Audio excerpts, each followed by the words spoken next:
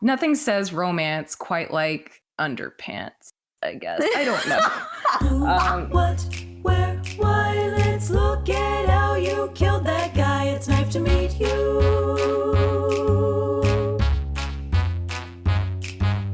Who, what, where, why? Let's look at how you did that crime. It's nice to meet you. Welcome to Knife to Meet You, a serial killer podcast that hopefully is your new fave. I am Zoe. This is Lobo. And today we're talking about... Who are we talking about today? Karla Homolka, who originally So this is one of those things where I don't know if anyone else does this, but you'll be looking at something and you'll look into it, and then you find out that what you thought you were looking at is something completely different than what actually happened. This is one of those. So originally I picked Karla Homolka because she and her husband are like notorious for being a serial killer kind of tag team situation. Oh, murder marriage. But then I looked more into it, and it turns out I'm pretty sure that Karla was the brains behind the operation. This person is nuttier than a fruitcake, and I am so excited to tell you guys all about it. I'm so excited to hear that. Without further ado, we're going to get into Karla Homolka, and I will probably do one on her husband at a later date because there's too much about Karla that needs to be explored. She gamed Canada. Like, she pulled the wool over the police's eyes. Like, she figured out a way to she basically got away with murder effectively. Like, she did some time, like she was in jail for a little minute, but she's Is she in prison now? She's not in prison now. No. Oh no. Karla Homolka changed her name, moved to Guadalupe, and now she's married with 3 kids. And let's get into why that's absolutely terrifying. Naturally. So, well, Karla given Homolka, that she's on this podcast, anyone that's not in prison that's on this podcast. Yeah, it's basically, if you go to Canada, watch your back. It's nice to meet you, Karla Homolka. So, getting right into it. So I'm gonna take you back to the 90s, right? The 90s were kind of a more innocent time. I would say people were trusting. People still, trusted their neighbors. And I would say that the prevailing mindset back then was, especially women are safe. Yeah. Oh, yeah, exactly. Like, you think of Canada, even now, and people are like making jokes about how nice Canadians are. But not all of them. Yeah, not all of them. So Karla Homolka, she and her husband, what was her husband's name? His name was Sorry, let me just throw you a curveball. His first name was Paul. His last name was Bernardo, and of course, I know these guys. Okay. So get excited. So it's Karla Homolka and Paul Bernardo. But what I really want to talk about is Karla, because hoo boy. So it was the 1990s. These two, husband and wife, they murdered 3 people in very disturbing ways, and they videotaped it. So let's get down to business, shall we? Karla Homolka. Now, I want you to picture, anyone at home, just picture basically a Barbie doll. She looks like Barbie. Like, I will be the first to make fun of whichever serial killers we have on here. I could not find one bad picture of this bitch online. Like, she looks like a beauty queen. So obviously... She does. And she pulls off bangs, which no one can. So it's rude of her, quite frankly. Like, how dare you be that? But anyways, so she's not the person that you would look at and be like, ooh, that person, I don't want to meet them. Serial killer. She looks like someone you could trust. She looks like she could be, just your school teacher. Anybody. Exactly. Like your very hot school teacher or something. So I could see why she got away with what she did. But yeah, so without further ado, this is some serious shit. So Karla Homolka married Paul Bernardo, and at first glance, they seemed like a functional couple. They're both blonde. Like, I think both of them have blue eyes. Yep, she's blue-eyed too. They're very picturesque, very, very what have you. They're also fucking crazy. So, I need to know about these murders. I need to know about these murders. Like, yeah. I need you to like. Oh my. So Paul Bernardo, he was how old was he? I think he was 23 when he met her. He was 23. This girl was 17. And let's keep in mind that the age of consent in Canada at that time was 14, but it's still fucking weird. This is a 23-year-old and a 17-year-old. She was in high school when she met him. And immediately she became obsessed. And Paul Bernardo, he had, some relationships with women. He was said to have been turned on by violence. He was a very violent and kind of abusive person. So he sounds like a real keeper. Yes. But he met Karla and she was into it. So Karla has that's when they knew it was true love. Basically. She has what has been referred to as hybristophilia, which is a sexual arousal from your partner being violent. And that could be hurting other people, that could be hurting you, what have you. Turned out Karla was real into Paul hurting other people, though. So they are a match made in hell, basically. So all I can think of is that scene in Baby Driver where she's like, what was real romantic when you stabbed that guy. It's basically that. I forget which, but one article that it was in a newspaper in Canada. The way they described it, they were like on her knees, handcuffed and begging for Paul. Karla was his dream girl. And that's just something. Yeah. And not that I have anything wrong with BDSM, because, between consenting adults, kink is fine. Kink is great, safe, sane, and consensual. But these are two objectively like psychotic individuals who are very into rape and murder. So let's just keep that in mind there. We're not saying anything against the kink community. I'm just yeah. They were into some shit. Safe, murder-free kink. Yes. As long as it's murder-free, it's all good. Yeah. But so Paul was obsessed with the idea of virgins. He also liked young women, which again, this was why a 20-something-year-old, 23-year-old is going after a high schooler. So bad. So he was. Do you think was he like grooming her? I'm sorry, we shouldn't get into this psychology portion, but honestly, I don't think he was grooming her, just because I think that she is the physical embodiment of perhaps a demon or Satan come to Earth to wreak havoc. But if she was a normal person, then perhaps it would have been, But I'm not going to get into the politics of the fact that they were together, because the worst thing that they have probably done started with their first murder. Well, no, I won't say it's the worst, because they did some pretty. You don't know. Shit. You don't know them. You don't know their life. Exactly. But this is bad. So she's 17, and she's the oldest of, I think, 3 kids. Yeah, she has 2 sisters, Lori and Tammy. So her youngest sister is Tammy. So Karla was not a virgin when she met Paul. And Paul was really upset about that, reportedly. He was so obsessed with the concept of virginity and purity, and he liked them young. And he was real upset at the fact that he was not the first person to have touched Karla's ample bosom and what have you. So what? It's so disturbing on so many levels. Like, yes. Can we just gird your loins, buckle up. Because I have such a thing about virginity too, but like in the opposite of Paul Bernardo's. Like, because for me, I'm like, virginity is a social construct. It doesn't exist. If I am more dirty because you touched me, then what does that say about the quality of your hands? Like, just sorry. Sometimes I'm going to ruin the murder with my feminist rants, and that's just going to be what it is.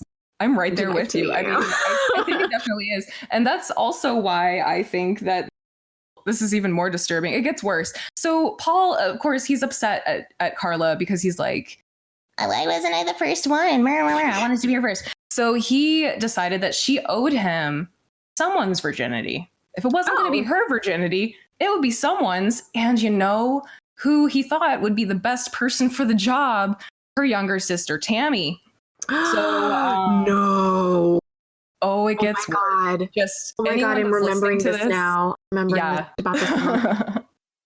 No. It's about to get real incestual real quick up in here. So just be prepared. So Tammy was Karla's sister, and you know, Bernardo was spending lots of time with Karla and her family. So he had a very good relationship with her father, mother, the kids, what have you. So they're used to him. He seemed like an okay person, and I guess they accepted him into their lives and whatnot. So they were not prevented from being together. So their family is okay with this 23-year-old dating the 17-year-old, which gross. But anyway, so naturally, So he was an accountant when she met him, but I'm not sure if losing the job is what inspired him to start all of the bullshit, or if it just provided him, an excuse. I feel like it more so provided maybe a him catalyst. Yeah, like an excuse for him to think outside of quote unquote the box, if you will, of things that might make him feel better. But I also think that Karla in general was just. I also think, and I know I'm interjecting, but I think that for a lot of especially privileged white men, sorry guys, I went there, I said it, that they feel like they are owed things in life. They feel entitled to a lot. And so the concept of like, I'm not being given what is owed to me in terms of like my girlfriend's virginity, but then also losing his job, which he probably felt entitled to. Oh yeah. Like he was pretty much like, he probably felt like he was losing things that belonged to him already. Yes.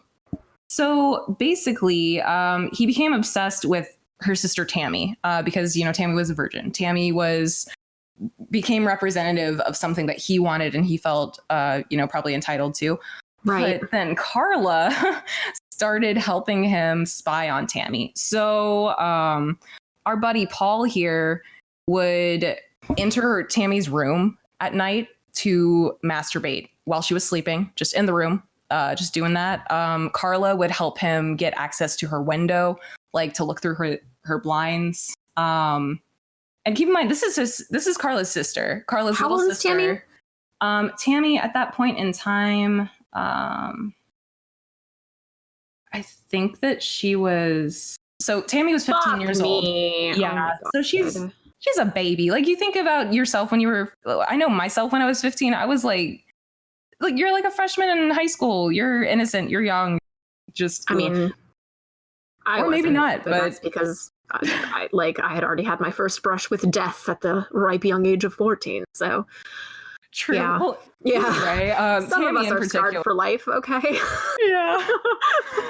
And we'll dive into our trauma on a later episode and make everyone uncomfortable.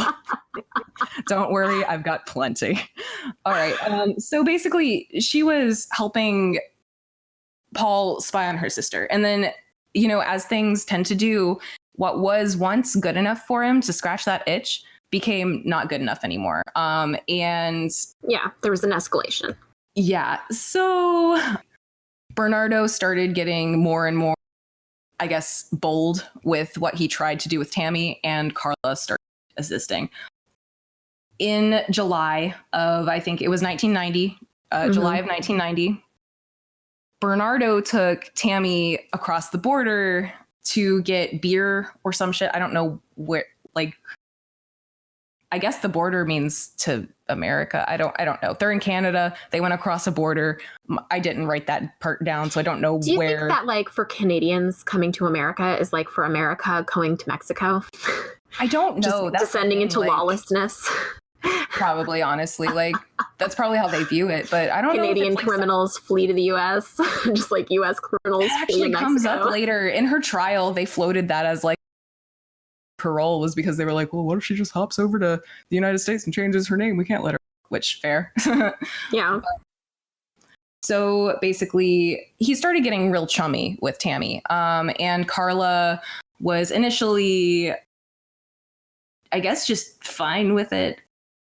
She was helping him because the theory behind it that people were saying at the time was that Karla was so obsessed with Paul that she would do anything for him, right? So what Karla did was she helped him drug and rape her sister. And so this occurred after they went and got like beer and shit across the border, like I said. Basically, Bernardo made a move on Tammy, and Karla was not with them at this time. So then Bernardo goes back, to Karla and says that he got drunk and made out with her sister.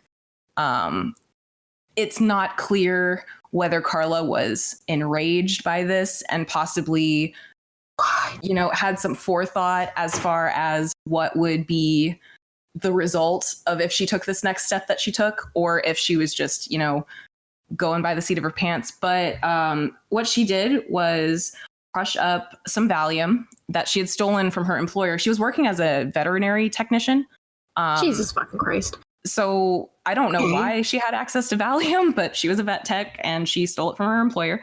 And then she crushed it up and she put it in some spaghetti. And then she served that spaghetti to her sister.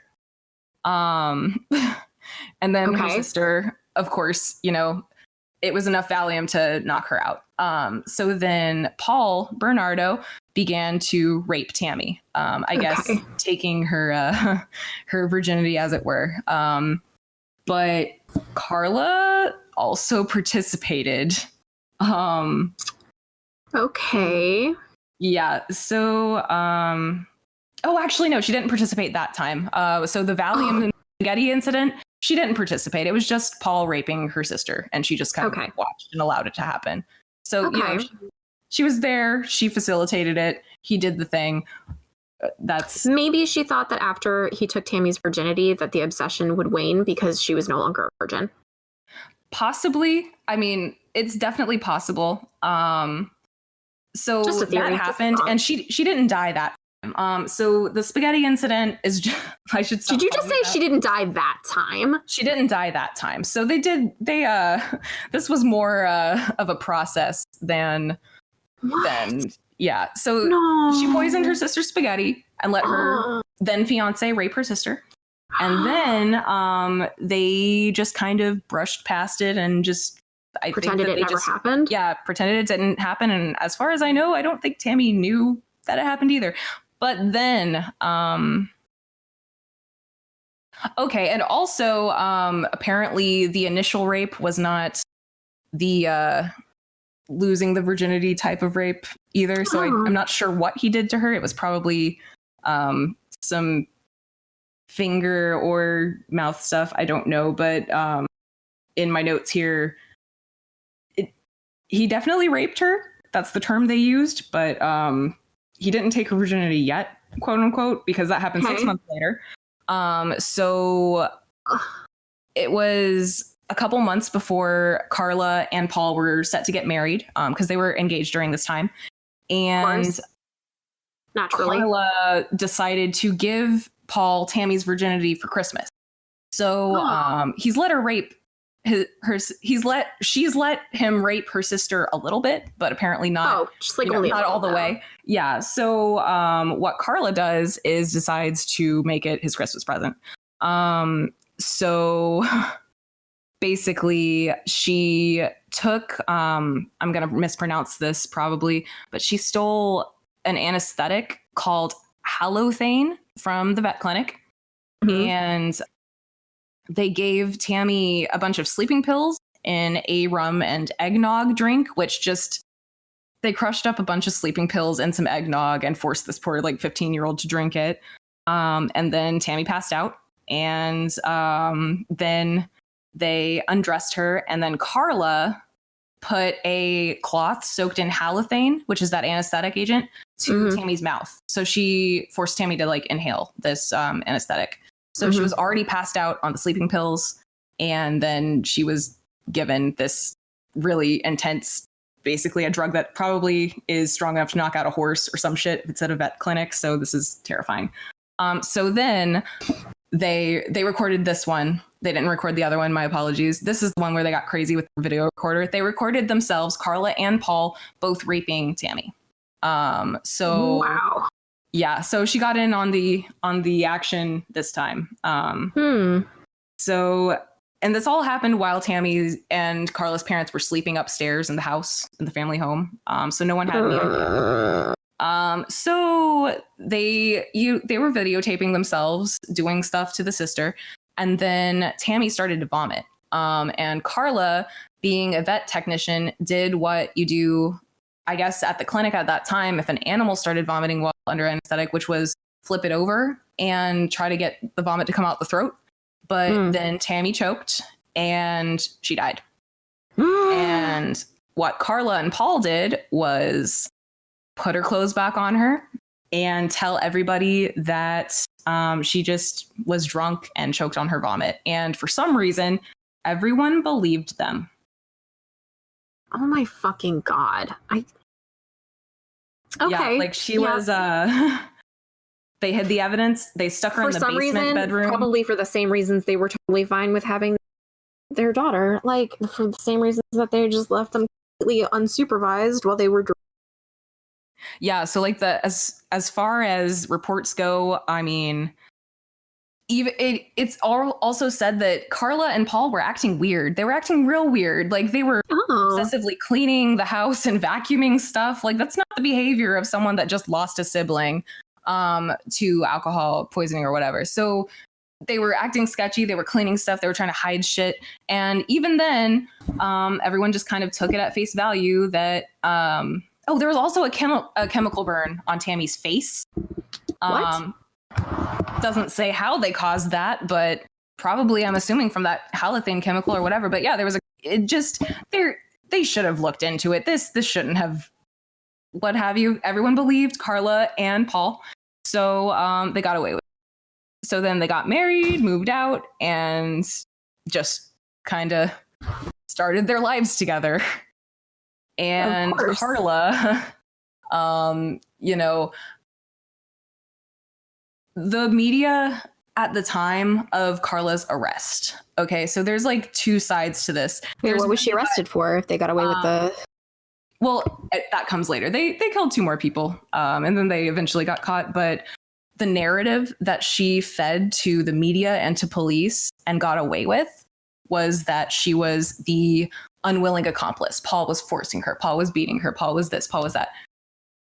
If you go and look at interviews, which I'm going to play you guys some clips later that are bone chilling of just some stuff. We're just going to call the segment Shit Karla Says, and then we're just going to play it because it's horrifying.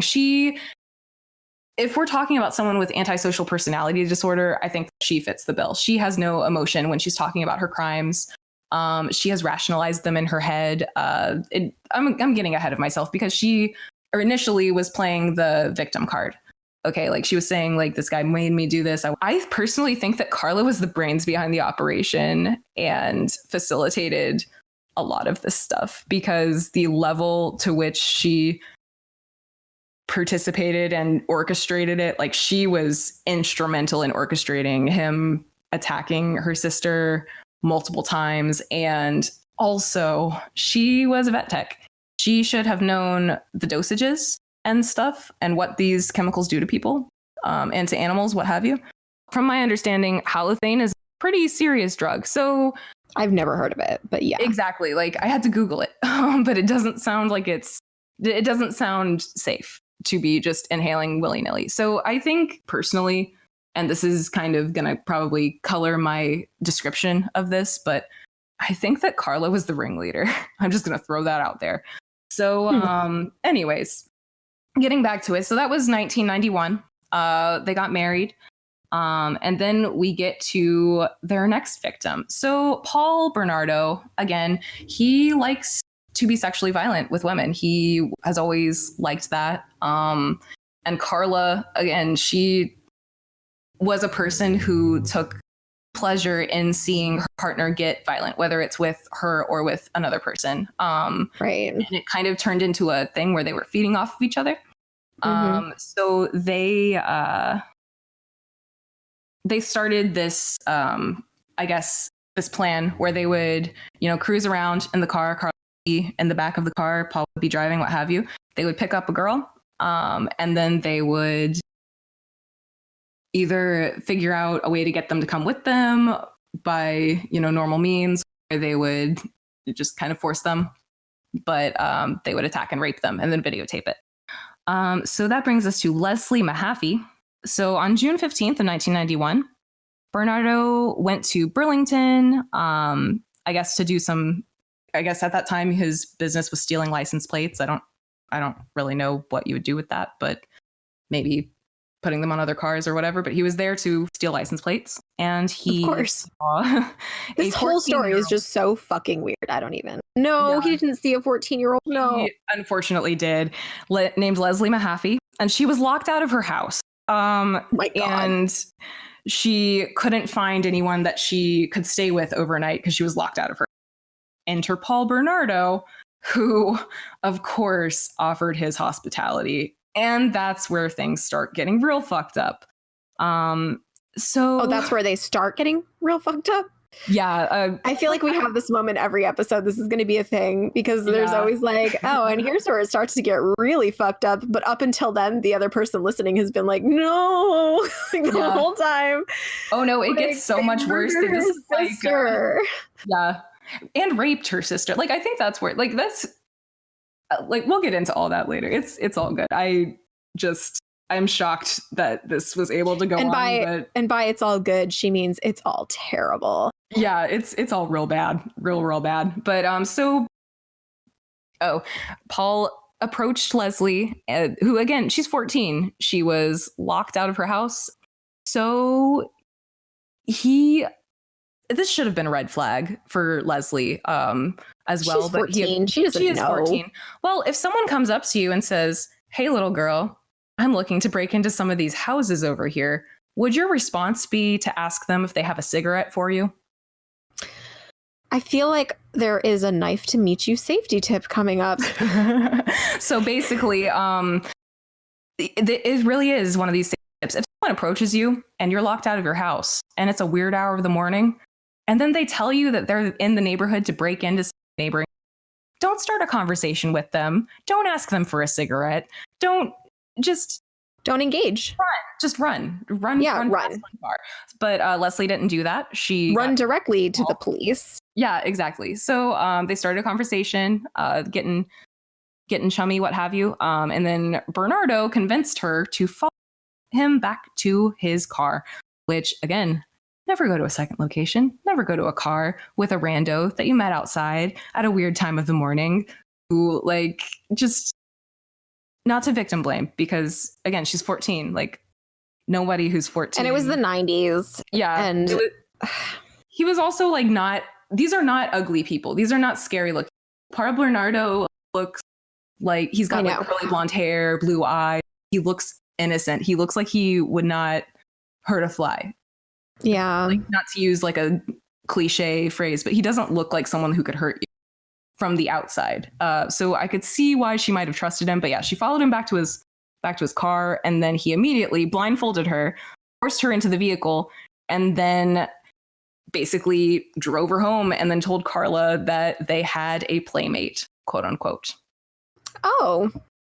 And then Bernardo and Karla started, filming themselves torturing and sexually abusing Leslie, while David Bowie and Bob Marley played in the background.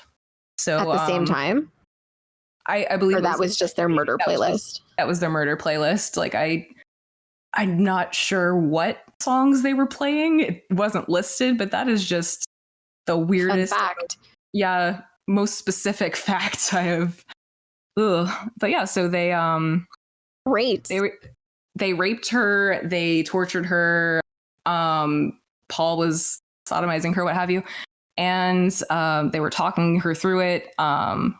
Basically, I don't want to tell you guys details because these are real disturbing, but probably the turning point for that rape situation with Leslie, kind of essential to the case, unfortunately. So if you are very sensitive, I would kind of skip ahead for like 30 seconds.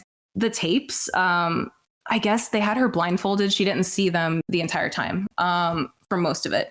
And so they were telling her, like, we're just going to release you. We're going to do this and then you'll get out. We'll do this and then you'll get out. You're doing really great. What you do over the next 2 hours is going to determine your future. So they basically had her convinced that, like, you know, you do well, they'll hurt her now, but like release her, let her live. So she had the blindfold on. They were torturing her. She was going along with what they wanted, you know, trying to stay alive. And then at one point, her blindfold comes off, or she No. Yeah, she informed them that the blindfold came off. And keep in mind, police have tapes of this. This is they didn't release the actual film footage of these tapes, obviously, but they have the audio and they've released snippets and descriptions of what's going on. So I guess her blindfold came off, and that's where the turning point was, because while they were doing stuff to her, the blindfold started slipping. And then, so the next day, Karla decided to feed her a lethal dose of halcyon, which I'm not sure what kind of chemical that is, but I'm assuming from her general MO related to veterinary medicine. But or Bernardo claims that Karla fed her a drug that killed her, and then Karla says that Bernardo strangled her. So do they have a body? I did not look at pictures, so I'm not sure which one. Well, I'm just saying, like, an autopsy should be able to confirm whether or not the toxicology of the drug, or whether her high intact. True. I mean, I didn't. Sorry, I'm clearly like, I'm so this show. One of the two happened, but either way, what they did was they put her body in their basement. And then the next day, just left her there. Yep, they just left her in there to deal with later. And then the next day, Karla's family, her parents, who, keep in mind, the parents don't know that Karla was the one who killed Tammy. They don't know that Karla and Paul are murderers. Like, they were just over there for dinner. So meanwhile, the body was just like in the basement the whole time, just decomposing, and no one ever like found out. Okay. So as one does. Yeah. So after the parents left, and I guess the other sister, the living other alive sister, Lori, was there as well. After they left, Karla and Paul decided that dismemberment would be the best way to deal with Leslie. But what they decided to do was something that, frankly, I've never even... I don't know what you would have to go through in your life to think about this, but what they did was they dismembered her body. They put each piece or chunk into cement blocks. They made cement blocks, and then they were going to put them all in the river. But then I guess one of the blocks was too big for them to carry. So they just left it on the shore, just left it there. It was too with heavy a body part in it? Just, yeah, encased in cement. So basically a father and a son on a fishing trip discovered it like on June 29th, 1991. It had, I guess it had something like teeth fragments or something orthodontic like in it. So they were able to identify the body, but otherwise they wouldn't have been able to identify the body. I don't think they found the other cement block. So just based on Karla and Paul's laziness, they found a very crucial piece of evidence. But yep, they just left it on the shore, apparently, as one does. My God. Yeah. Oh, it gets a little worse. We got one more murder. But yeah, so this next one is real nasty. If anyone is like really sensitive, I would do a little skip ahead. If you're real sensitive, maybe don't be listening to serial killer podcasts. Yeah, I mean, because I feel like it's going to ruin your whole day. Don't do that. You'll never sleep again. Yeah, I mean, I know for me, like personally, I don't like being surprised with stuff, which is why we're going to be doing trigger warnings and descriptions and stuff to make sure that you know what's going on. But I know that like certain things people get different types of ways about. So if you are a person that, again, like is very, very sensitive, we're about to describe the worst crime of the segment, probably. So just keep that in mind. So Kristen French.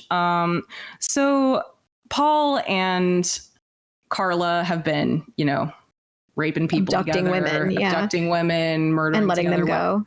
Do we know how many women they abducted? We don't, because They didn't record all of them. they didn't record all of them. The stuff with the tapes is a whole nother situation. Like, their house was full of videotapes of them doing shit. They won't release the tapes to the public. Like, you can't watch them. I think that they released the audio to like for the trials and whatnot. And there's stuff where you can see kind of clips. I'm not sure how authentic they are. I'm not trying to listen to that. But it's speculated that they had other victims that they didn't kill, just because of also like interviews with Karla. She made it sound like they were kind of had a little routine going. They did this on the regular. They were officially, like, yeah, we'll just go cruising around, picking up victims. Like, why not? Yeah. Did you guys get a bad wig and a wad of cash too? I'm just like, they didn't, unfortunately. I mean, that would at least bring a little bit of levity in there, but nope. Unfortunately, they just look like Barbie and Ken, and people just trusted them. And so our two merry murdering pedophiles on April 16th, 1992, which is the day before Good Friday. So just picture this. It's a holiday weekend coming up when they decided to do this. They were driving around looking for victims at this point in their lives. They were just doing that, staking out the area. And it was after school, and they saw Kristen French, a 15-year-old, walking home. She lived very, very close to the school. It's been reported that the reason why her family reported her missing so quickly, when she didn't come home, it took her 15 minutes to walk home from school. When she didn't come home immediately, they put the feelers out. Because she some quality parenting. Yes, exactly. She just wasn't one of those people that would not show up, if that makes any sense. Yeah. Also, she had a dog, and she had the whole routine of she would run home, take care of her dog, do whatever. So when she didn't come home to take care of the dog, this doggo is waiting for his human. Oh, that just made it worse. Oh, yeah. But anyway, so very, very sad stuff. So they see this 15-year-old who's walking home, probably just trying to hurry home to feed her dog or whatever. They see her, and they stop, and Karla gets out of the car with a map and pretends to be lost. And this should just be common sense. If anyone approaches you with a map, don't go with them. Nobody needs to be asking you for directions, especially in this day and age. Honestly, everyone has a GPS. If they don't have a GPS, they don't have a phone. And if they don't have a phone, then they can figure something else out, because you don't need to be wrapped up in that. Nobody that's asking you for directions has good intentions. Just better to be on the side of believe everyone's out to get you. Personally, I think. I feel like that's another safety tip. Everyone's out to get you all the time. Err on the side of paranoia.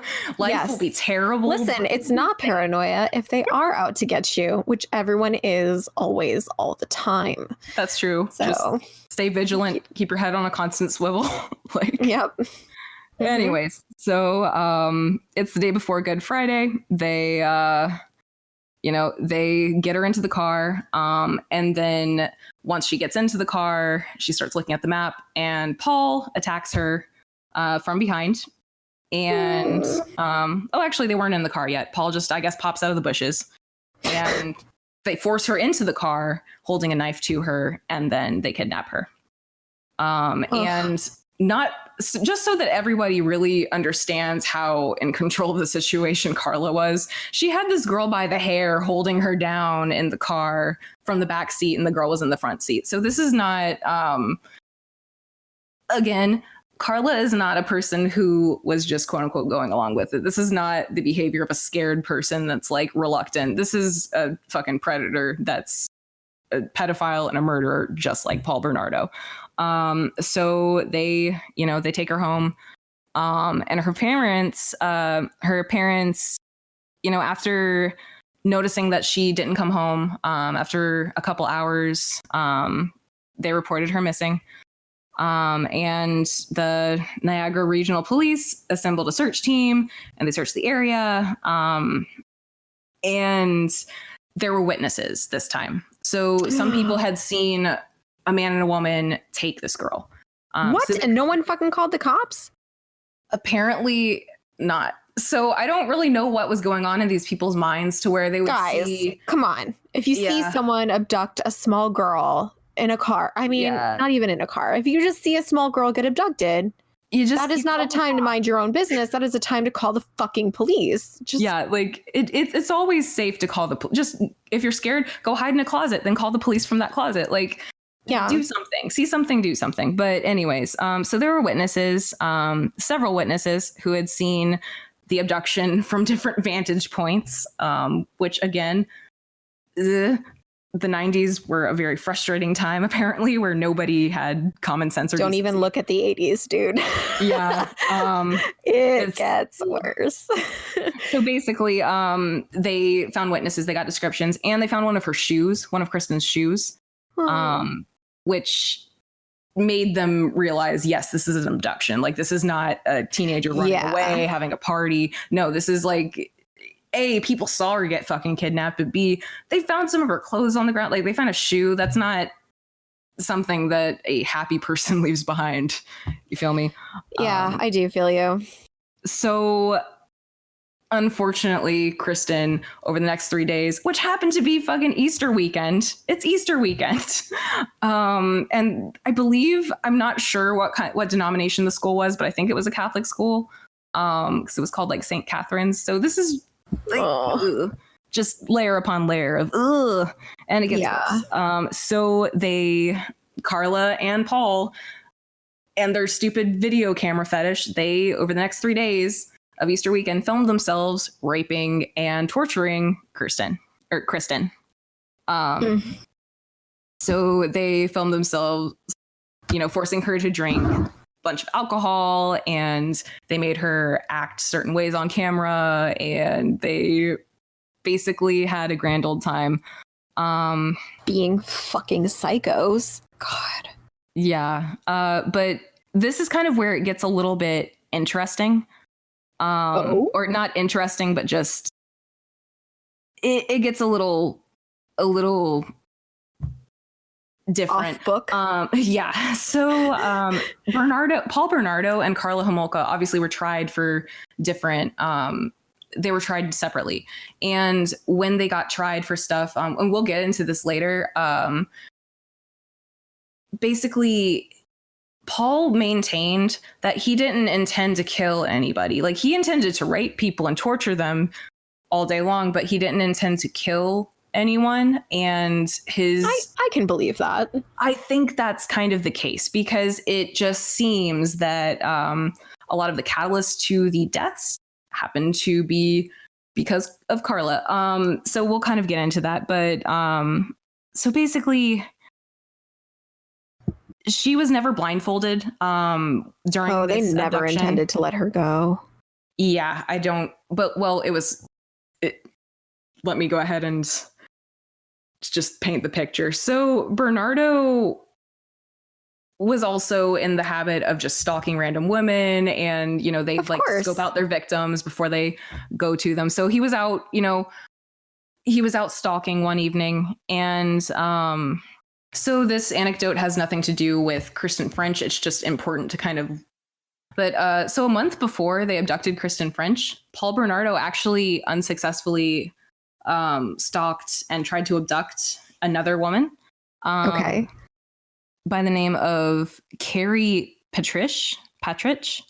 But basically, her report was mishandled by the police, so nothing happened to him. Basically, like, they mishandled the human report. error. Human error in police work.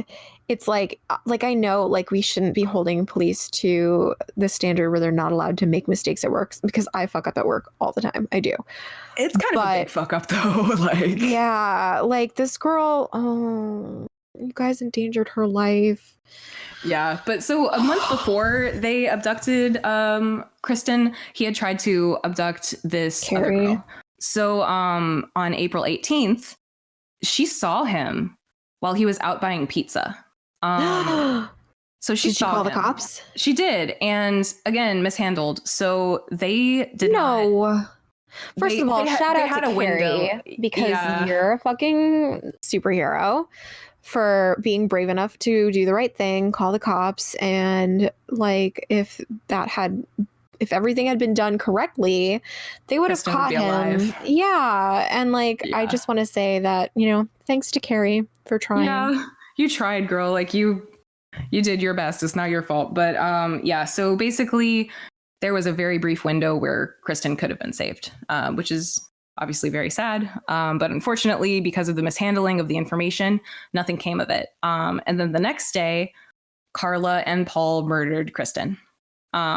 Basically, they were going to go to So that must have been, Carrie must have seen Paul in the pizza shop while Karla was home with Kristen. Yeah. So basically, because they had her for 3 days. Yeah. So, and yeah, exactly. When you just run out for pizza, when you have a girl tied up at home. Yeah. Cause you gotta eat when you're gotta keep your strength up. It's even hard to joke about this because it's so bad. Yeah. It'll get fun later. It'll get fun later when get fun later. Or not fun, but it'll get less sad. I have to compartmentalize it. Otherwise it's too terrible for me. And my obsession with having to confront the grisly truths of life is just because of my own morbid fears. And I don't mean it to be flippant, and I don't mean to, because I obviously put myself in Kristen's shoes and in Carrie's shoes, and I feel a kinship with them, and that's why I feel the desperate need to explore these themes. But at the same time, that is terrifying and harrowing for me, and I therefore need to deflect with humor, and I'm sorry. Yeah, I mean, sometimes that's all you've got, because it's about to get real nasty for the next 2 little points here, but it's important to the case, unfortunately. Okay. So everybody just bear with us a little bit longer. So the next day was Easter. The day before Easter, Paul had been spotted by Carrie, and the police did nothing, and he just went home and did whatever. So the next day is Easter.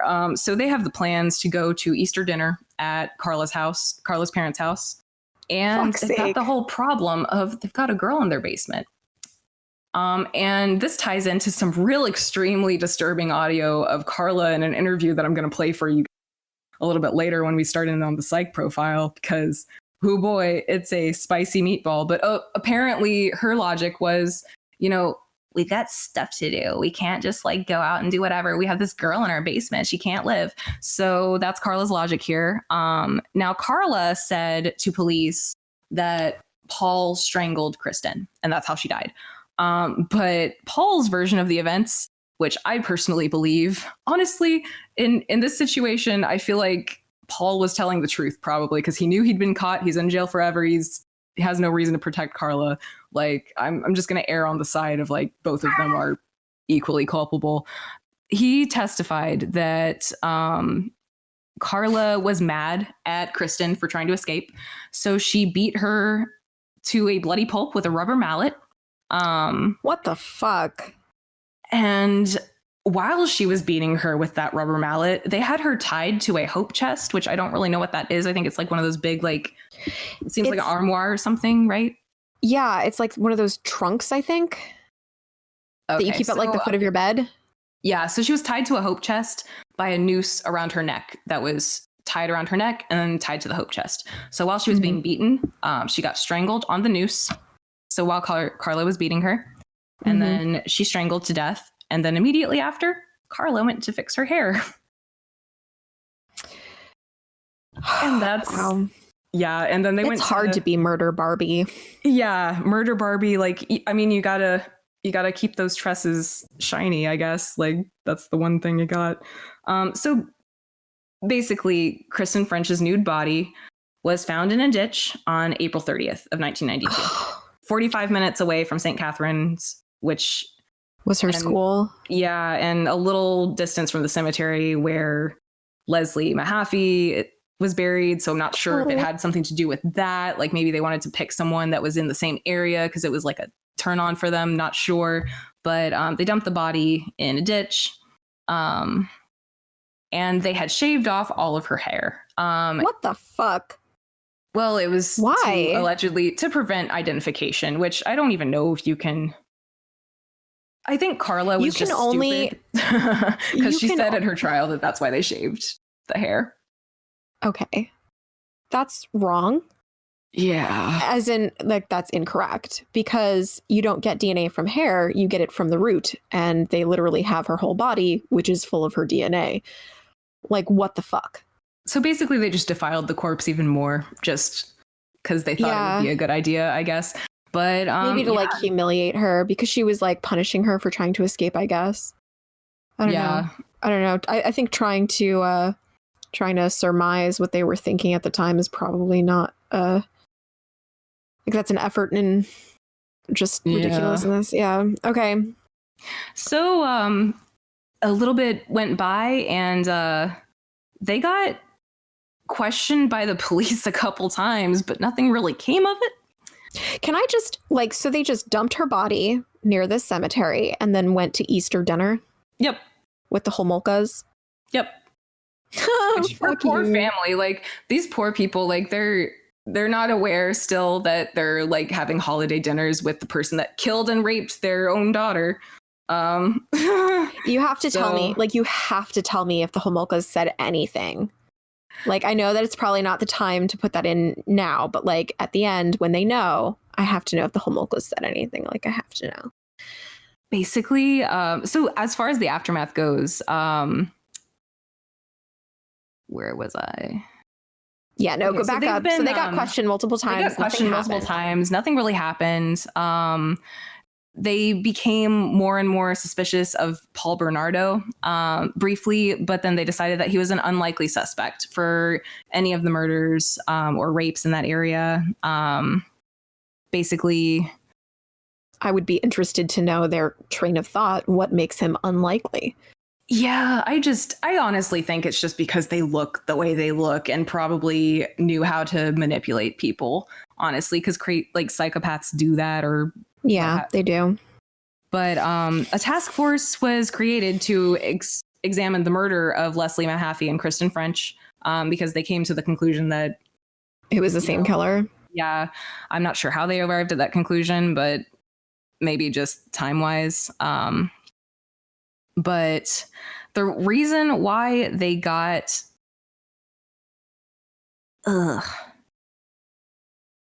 So there was like a whole complicated situation around actually penning down Karla and Paul to these murders because they would get questioned and he beat her up one day and she went to the hospital and claimed that it was an automobile accident. There was just a lot of situations where police could have intervened at any point in time and done some research and realized, okay, something's up with this couple, something's wrong. But I think the December 27th of 1992 was when Paul beat up Karla for some disagreement that he beat her up and she went to the hospital. And I think... I'm sorry. Did you say he beat her up with a fucking flashlight? Yeah. Fuck. All right. Reportedly a flashlight. Okay.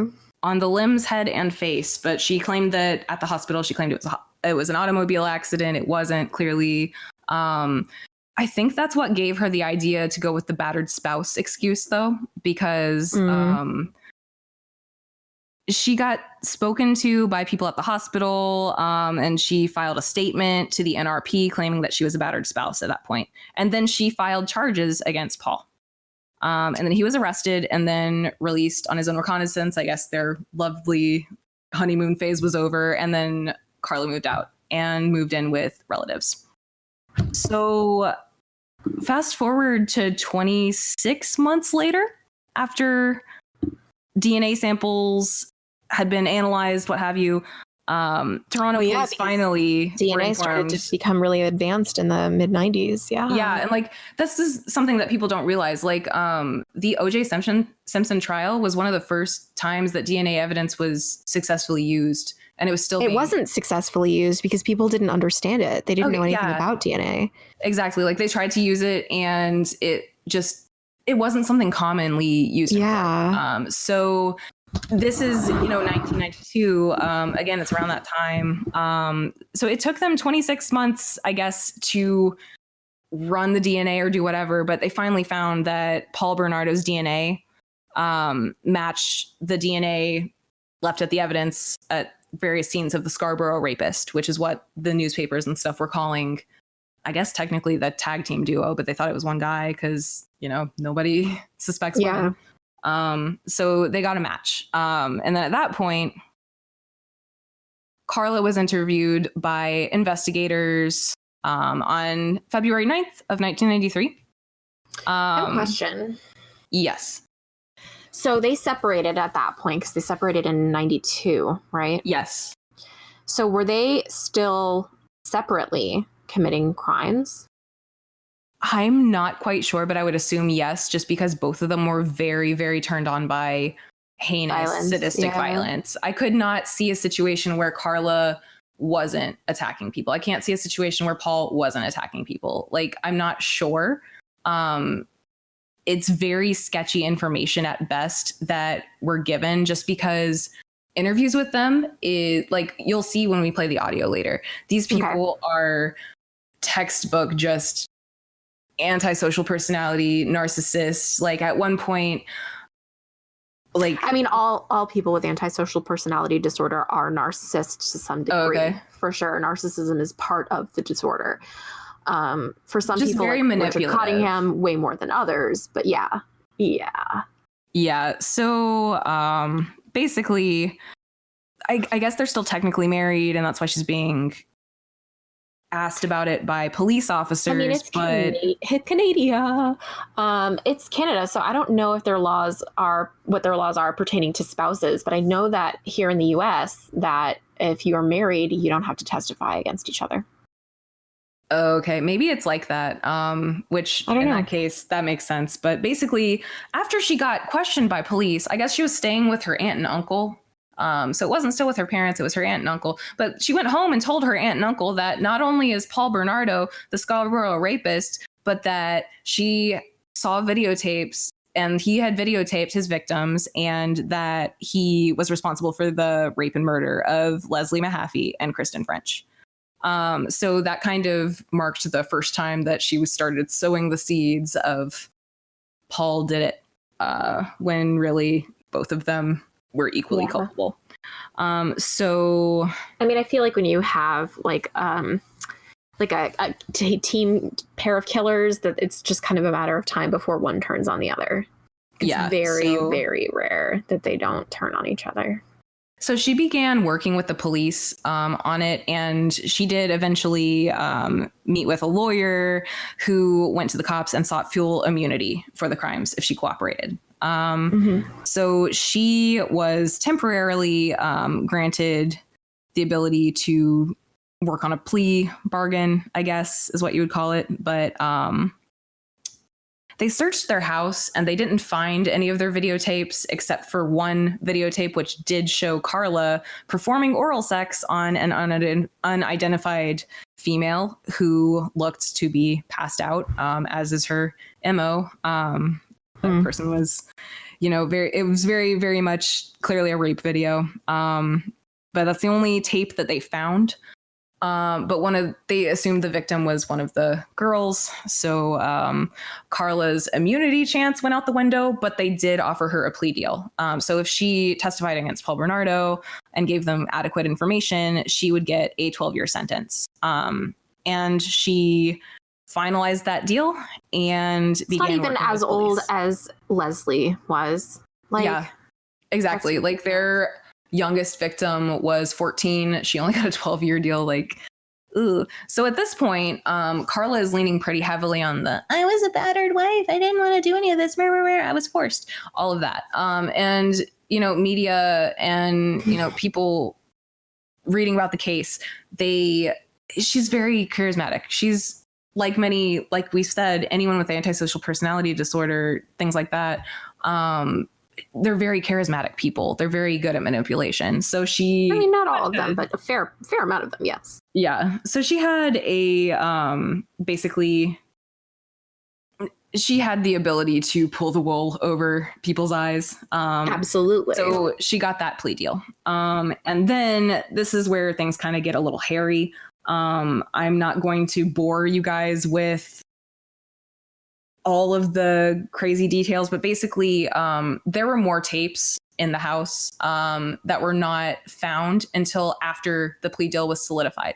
And the tapes showed Karla willingly participating in the heinous, violent sexual offenses and the murders and all of that. But because she had provided adequate information about Paul and their crimes to the police, they couldn't charge her. Well, the government elected not to reopen her case. So this did two things. One, the media and the news started calling her like the devil and saying the government had made a deal with the devil, what have you. So people were no longer on Karla's side, but also she effectively got away with murder. She pled down to manslaughter. And that's what her official sentence is. She's not even registered as a sex offender. What the fuck? Yeah. So, and then Paul Bernardo, I think he in his trial, he got life or something. Again, once I went down the Karla rabbit hole, that became my focus. Whatever, Paul. Yeah, Paul, honestly, also from watching one of his interviews, I'll probably link that later, maybe as like an extra thing. But there's this interview where he's talking to these two cops, and he doesn't seem like the brightest bulb in the bunch. And he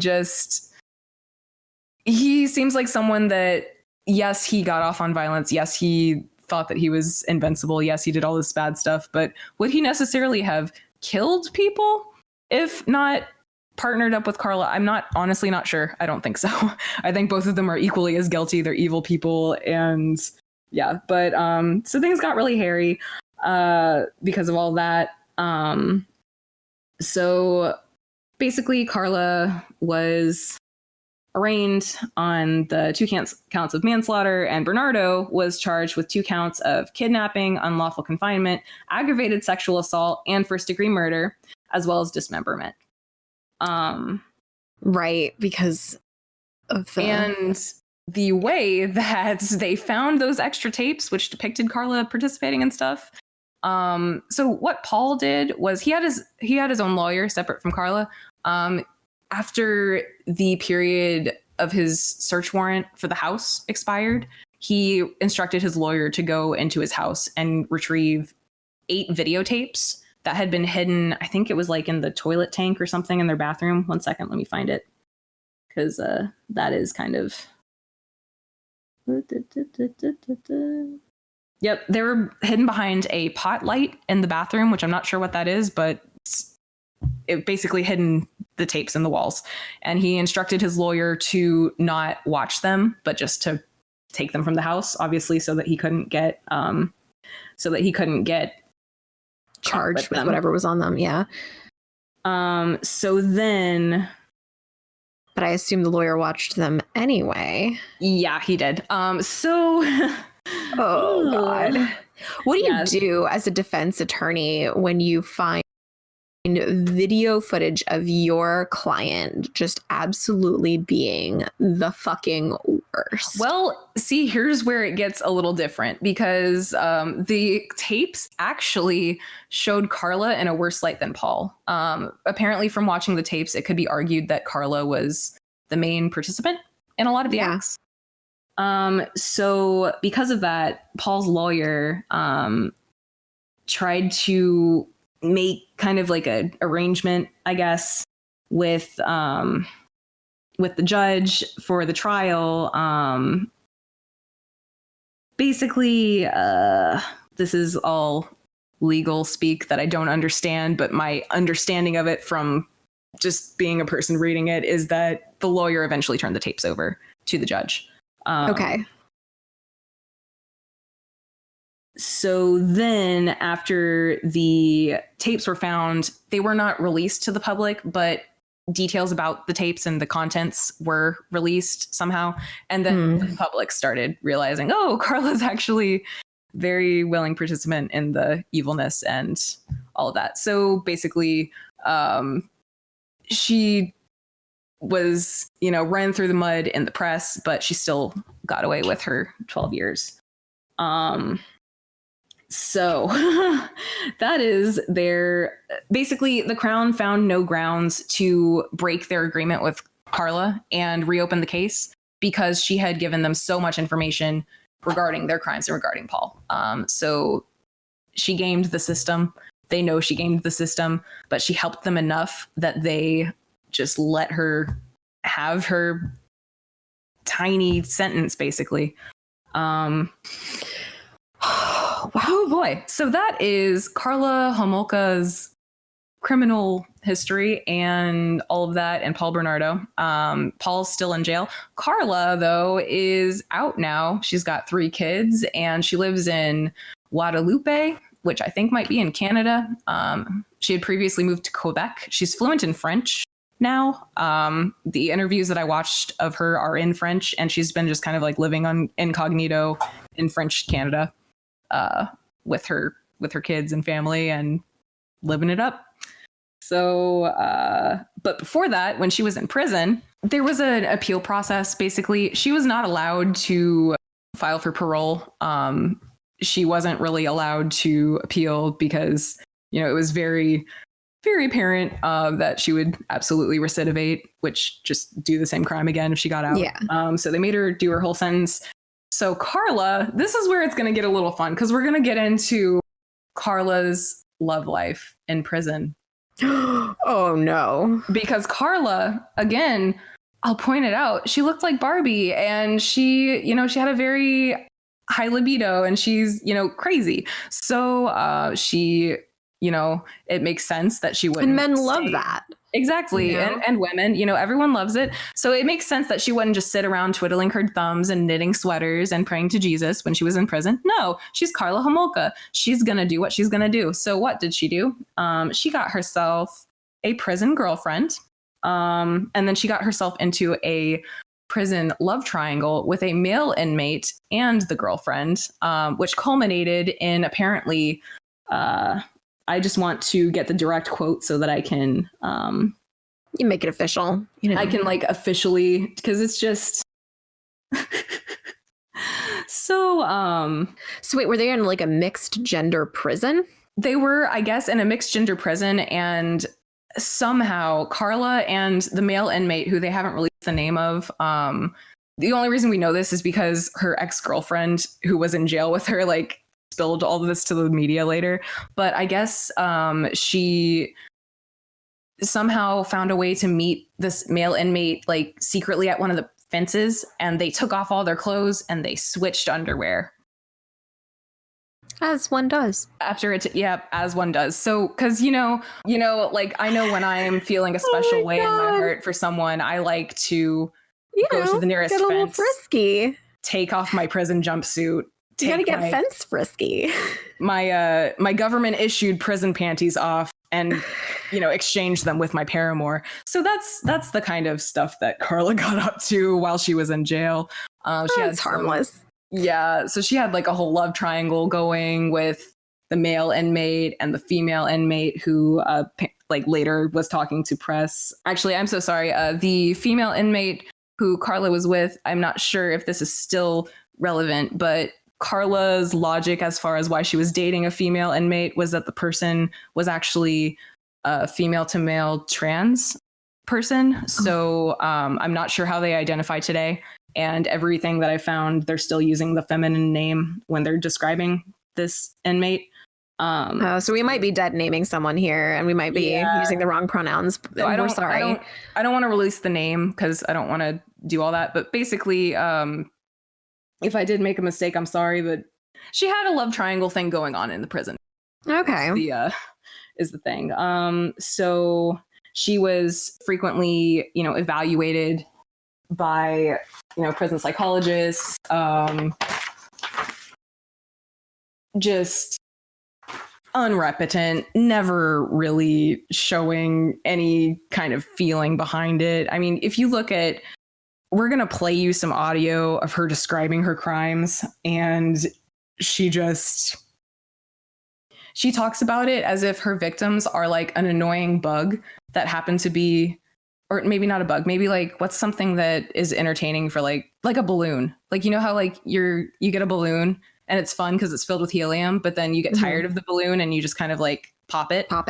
That's kind of like how I would describe how she describes their victims. So yeah. So we're going to get into all of that when we do our I used to work at this job where we would blow up balloons for people's birthday. And then part of my job was to pop the balloons at the end of the workday so that we didn't have any balloons just sitting in our lobby overnight. And I hated it. I hated popping the balloons. I don't like the noise or like the anticipation before the noise, because the noise is never that bad. But it's that 5 seconds of like, I know this is going to be loud. And there's like a technique to do it without much sound. But it's just like, I don't know. There's something about it that's just. Yeah. But yeah. So Karla, she did her 12 years and she got out and she went back to living her life. She moved to French Canada, where not as many people knew who she was. She was not allowed to change her name legally yet as of that point, because they didn't want her to be able to like hop the border. And that was one of the concerns, was that she would try to hop the border to the United States and hide out there.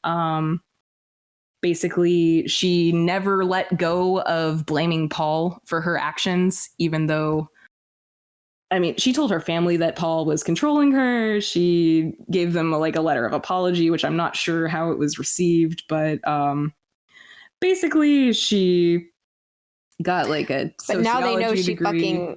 she fucking killed her sister. Yeah, killed and raped her sister. So that's, yeah. I'm assuming that they're probably not on the best terms.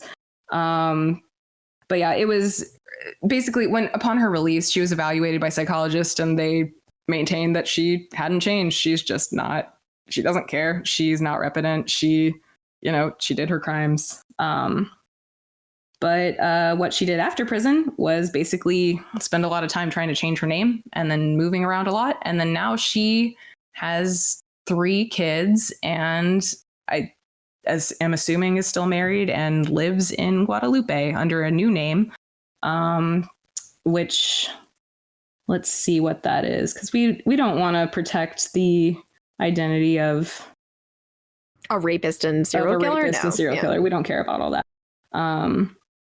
So what did she change her name to? It was something real stupid sounding too. It doesn't sound like a real name. Okay, well, I can't find it, but she changed her name to something, and she lived.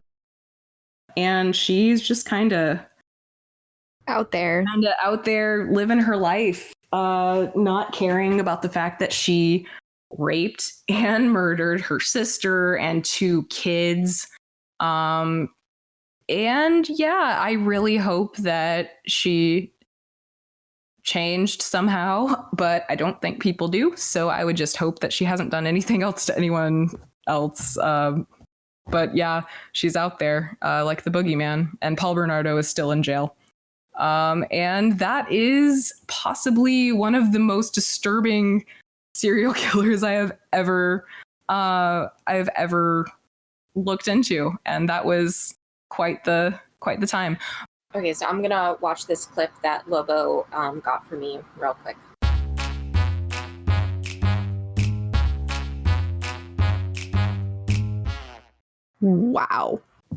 Wow.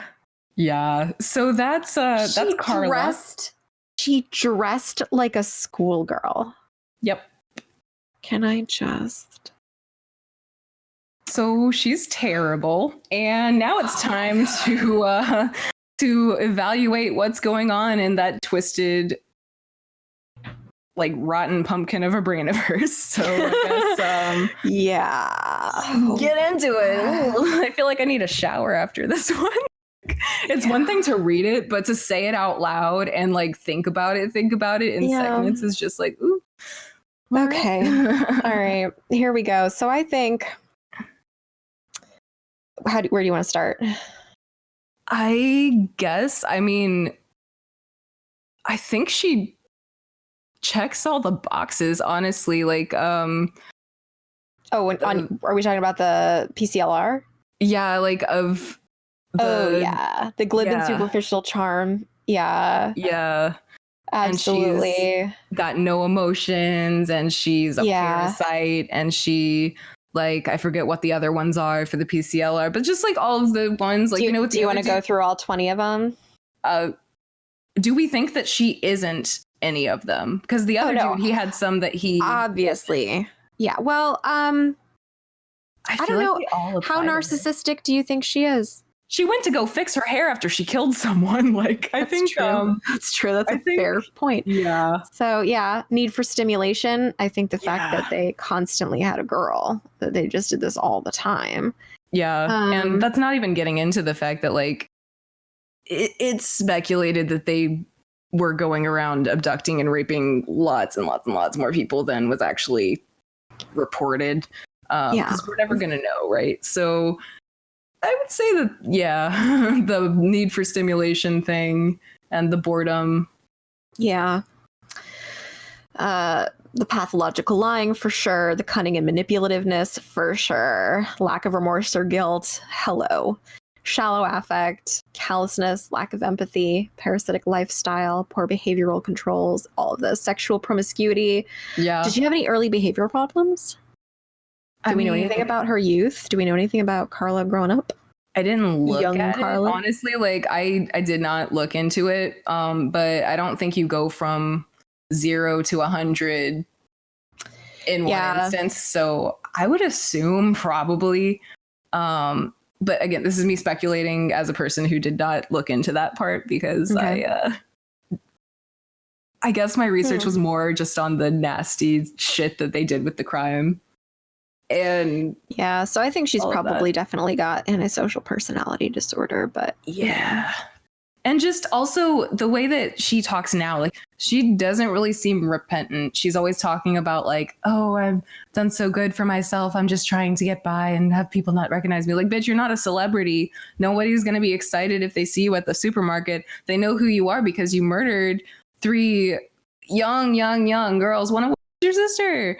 And you raped countless others. Like, just the way that she paints herself, I guess. Yeah. It's like she lives in fantasy land. She does. But you also get the sense that she doesn't even believe herself. She's just getting away with it. It's like there's nothing behind her stare there. Like, she doesn't seem distraught like she says she is. She's like a blonde female Tom Cruise. Kind of, yeah. She's got the crazy eyes. Yeah. The thing where it's like, is this a robot? Is this a person? Because this is not the normal reaction that you should be having right now. When I was first watching the interview that you had sent me, at first I wondered if maybe she was just like in shock and kind of had to dissociate in order to recall these details, and just kind of had to put herself in kind of like robot mode in order to, function. But then, like, the fact that she dressed like, and the fact that she was like, I didn't suggest that he kill her on Easter Sunday, but I knew that she had to go. Yeah, like, we had stuff to do. She had to be taken care of. Like, yeah. And the fact that she, like, was asking about if her furniture was damaged during the investigation, and if she could get this Christmas tree to her other sister Lori, and this book, and, like, oh my fucking, she asked, like, about her perfume. Yeah. They were in the bathroom looking at the bathtub in which they cleansed the dead body of this little girl. And she was like, do you know if Paul's lawyer took my perfume samples? Yeah.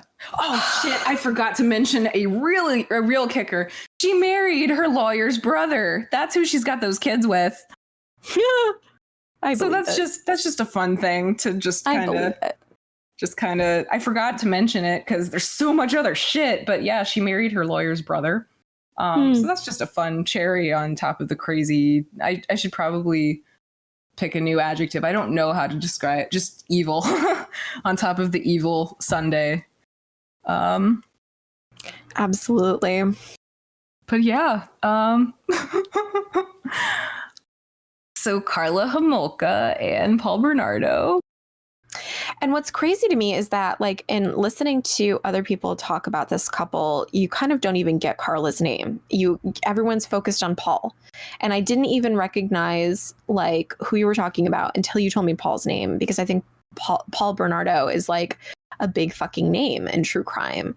But I really think, based on the evidence you have presented, that you are absolutely right. And this guy was just kind of, like, dumb and being goaded into, I mean, obviously he was like a willing and ready participant, but I really think that Karla was the engine here.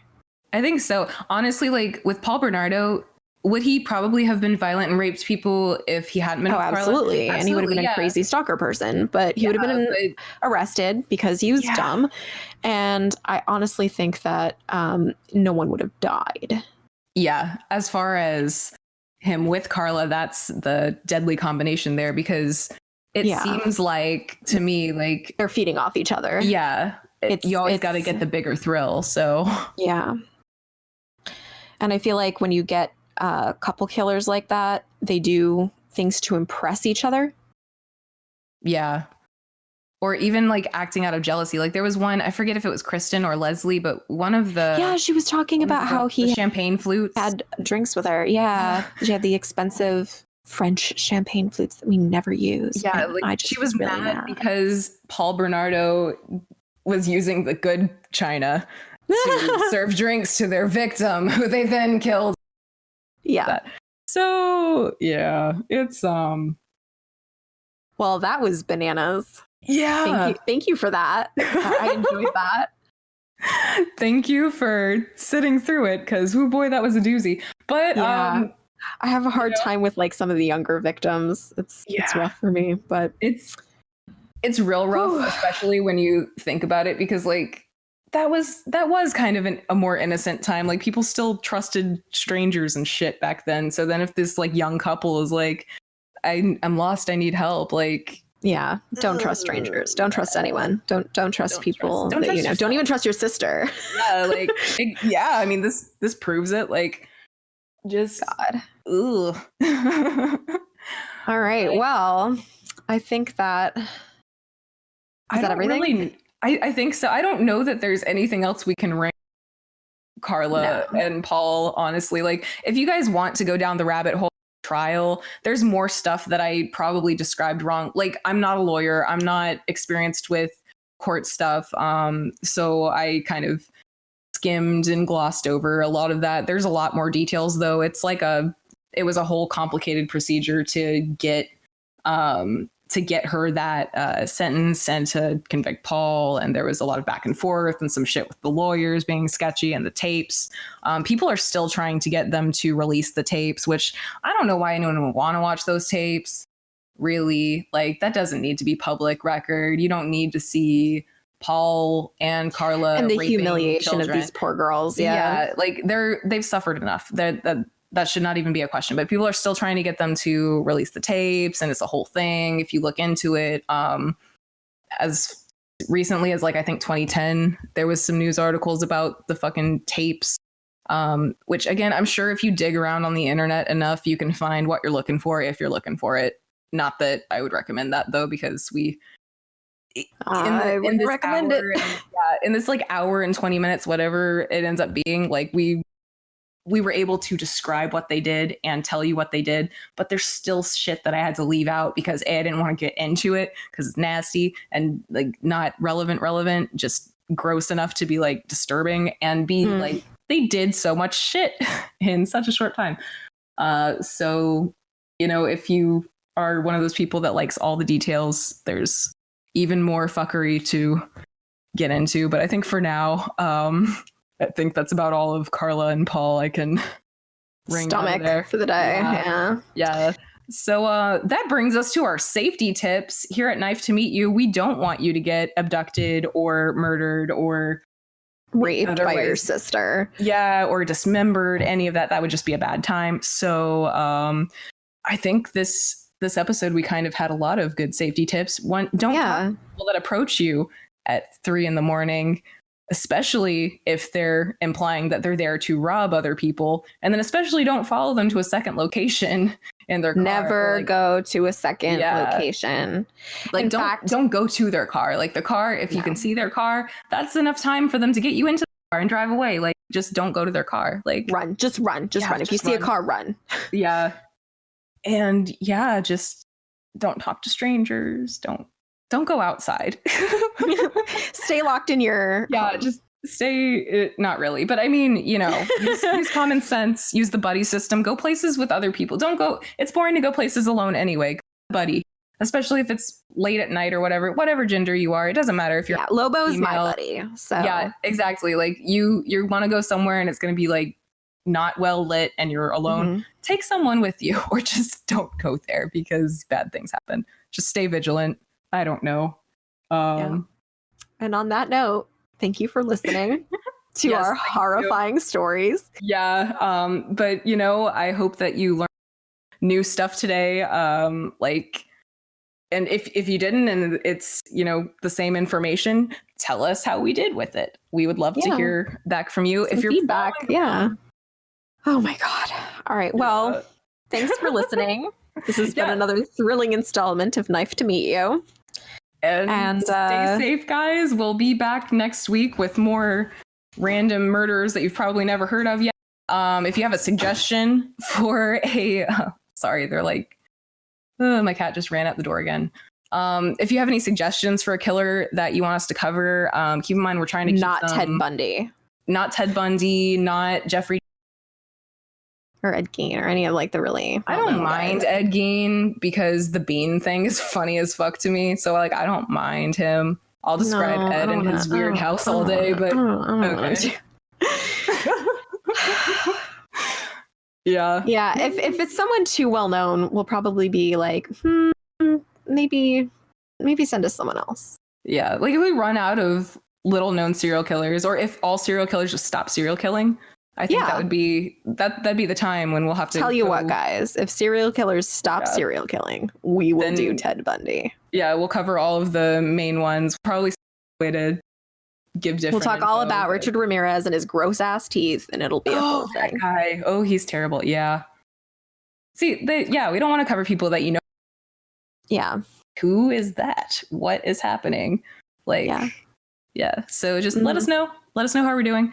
And it was nice to hang out with all of you guys, and we'll be back next week. Bye.